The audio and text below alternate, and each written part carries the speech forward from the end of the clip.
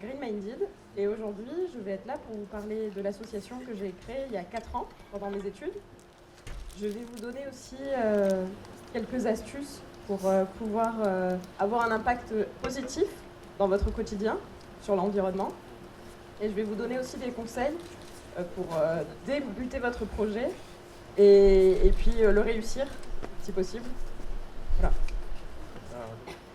Donc aujourd'hui, mon histoire commence en marchant dans la rue, en marchant dans un parc, dans un métro. En fait, mon histoire commence en regardant la trace que laisse l'humanité au quotidien. Et je ne parle pas de ça ou encore de ça. Mais je parle de tout ce qui est déchets, canettes, chewing-gum. Et aujourd'hui, je suis là pour vous parler d'un déchet qui est devenu tellement commun qu'on ne le voit plus. Alors voilà quelques indices. Alors, premièrement, je suis le premier déchet mondial. Je suis blanc à l'intérieur et orange à l'extérieur. On me trouve dans les cours d'eau et sur les trottoirs. Et je sens particulièrement mauvais. Alors, je ne parle pas d'un vieux milliardaire qui serait en train de cramer sur une plage aux Maldives, mais je parle d'un déchet à l'aspect cotonneux, le mégot de cigarette. On le trouve partout, dans tous les environnements. Et aujourd'hui, un seul mégot pollue 500 litres d'eau. 500 litres, c'est l'équivalent de 3 baignoires remplies. En fait, le mégot de cigarette, c'est fait en plastique, en acétate de cellulose. Et un seul mégot contient 4000 substances toxiques, dont du plomb, de l'arsenic, du goudron, bref, tout un tas de contaminants qui polluent aussi bien l'environnement que votre santé. Et aujourd'hui, le mégot de cigarette est le 3e déchet le plus mortel dans les océans, après le matériel de pêche et les sacs plastiques. C'est simple, si vous mettez un mégot dans un aquarium, au bout de quelques heures, la moitié des poissons qui s'y trouvent seront morts. Alors, le problème avec les mégots de cigarette, c'est qu'on les trouve partout. À Paris, on ramasse 350 tonnes par an, donc ça fait à peu près 1 tonne par jour. Et du coup, ça a un coût pour nettoyer tous ces mégots de cigarettes. On estime que ça coûte 280 millions d'euros par an en France. Et du coup, c'est dommage parce que c'est de l'argent qu'on ne va pas mettre dans d'autres postes de dépenses. 280 millions d'euros, par exemple, c'est 2 fois le budget alloué au ministère de l'Agriculture en France. On a donc un problème parce qu'aujourd'hui, le mégot, avec toutes ces substances toxiques, ça va arriver dans les stations d'épuration. Donc c'est aussi des coûts supplémentaires pour traiter les eaux usées. Et aujourd'hui, la meilleure façon de traiter son mégot, c'est de le mettre à la poubelle, et donc ça va finir en incinération ou en enfouissement. Et du coup, comment ça se fait qu'aujourd'hui, on arrive à se dissocier autant des déchets que nous produisons ? Pourquoi on est capable, à un moment donné, de mettre une cigarette à notre bouche, de laisser altérer le vieillissement de notre corps, pour s'en débarrasser aussi vite. Donc on peut décider de manger n'importe quoi, de fumer ou de boire, et donc d'altérer notre santé. Mais par contre, décider d'altérer notre eau, notre air et nos sols, avec nos actions, ça ne devrait pas pouvoir se faire aussi simplement. Aujourd'hui, 90% des oiseaux marins ont déjà ingéré du plastique. Et chaque jour, il y a 22 000 tonnes de plastique supplémentaires qui arrivent dans nos océans.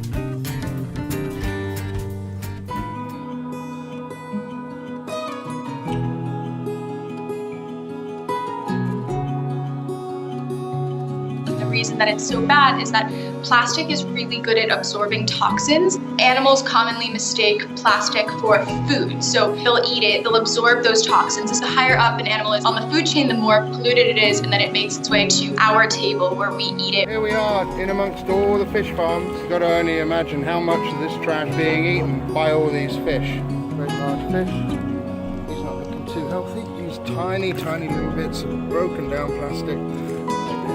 These are the little bits that birds and fish eat.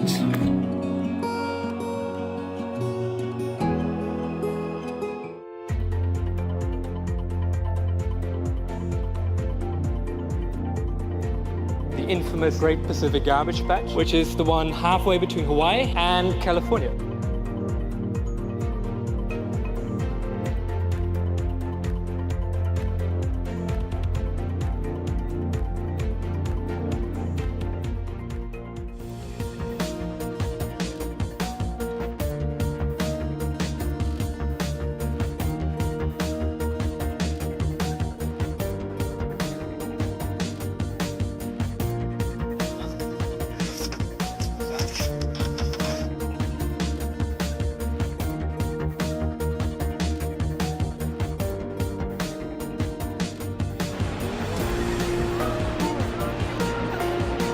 Biggest things that you can do are just reduce your single-use plastic usage. So plastic bags obviously have a really negative environmental impact. The average person uses them for about 12 minutes.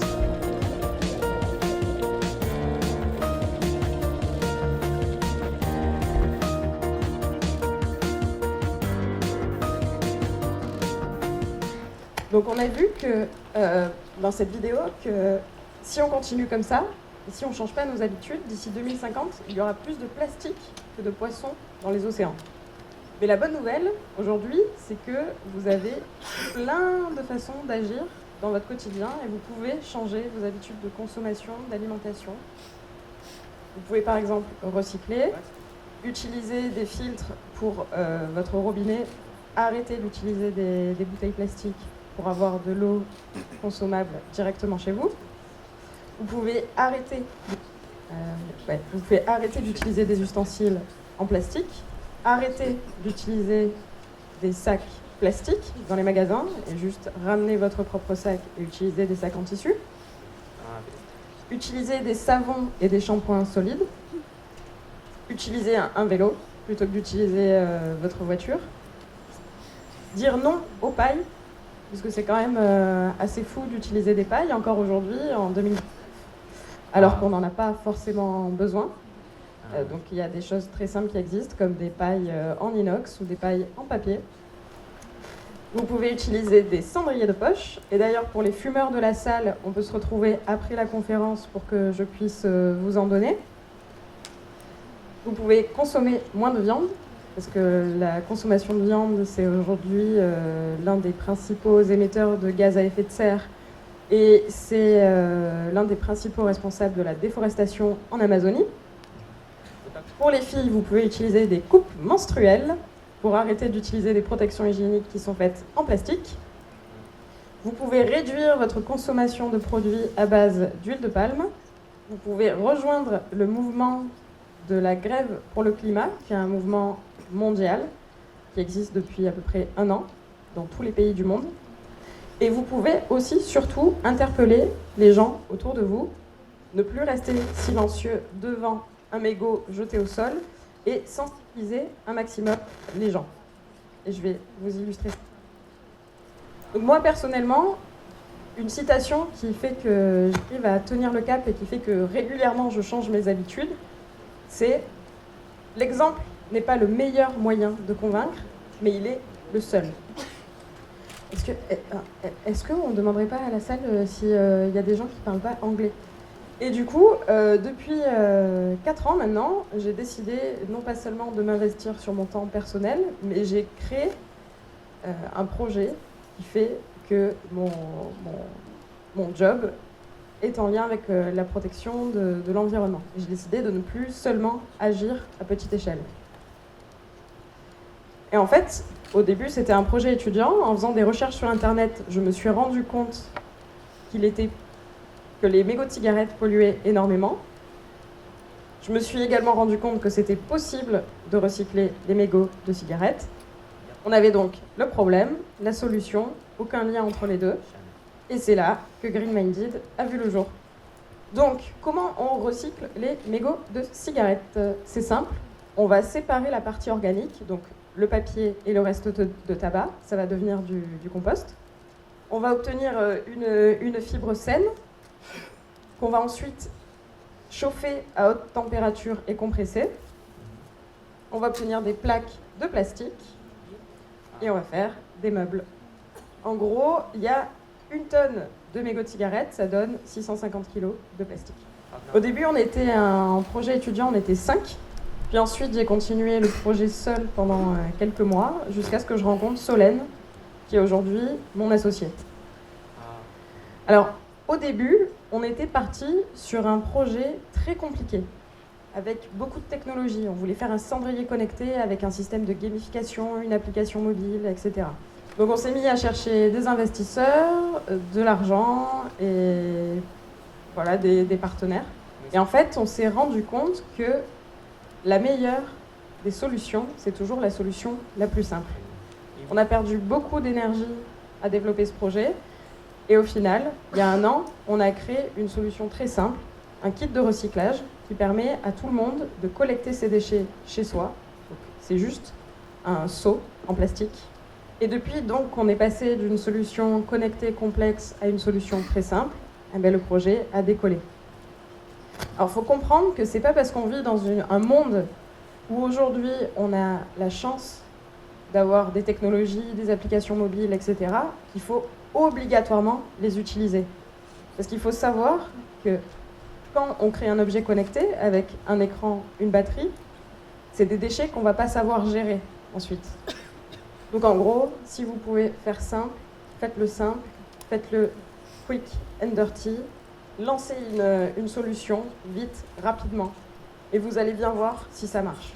Et si jamais vous êtes seul à vous lancer dans un projet, n'oubliez pas que si ça marche, si ça plaît et que l'idée est bienvenue, vous trouverez toujours des gens pour se joindre à vous.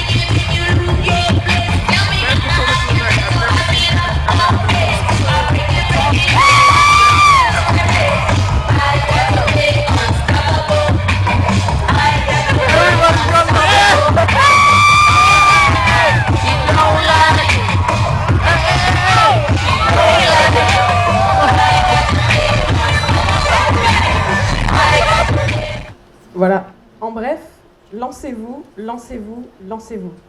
Et si un jour vous sortez un produit ou un service et que vous en êtes fier, ça veut dire que vous l'avez lancé bien trop tard. De toute façon, dites-vous que vous allez sortir quelque chose et que ça sera jamais la version finale ne sera jamais celle que vous avez imaginée. Parce que les gens vont tester votre solution et l'expérience utilisateur fait que de toute façon, la force de la nature reprendra ses droits. Et quoi qu'il en soit, rien n'est plus puissant qu'une idée dont l'heure est venue. Et c'est ce qui fait la différence entre les entreprises qui marchent et celles qui n'ont pas marché. En haut, toutes les grandes entreprises que vous voyez, si elles ont marché, c'est qu'elles sont arrivées avec le bon timing.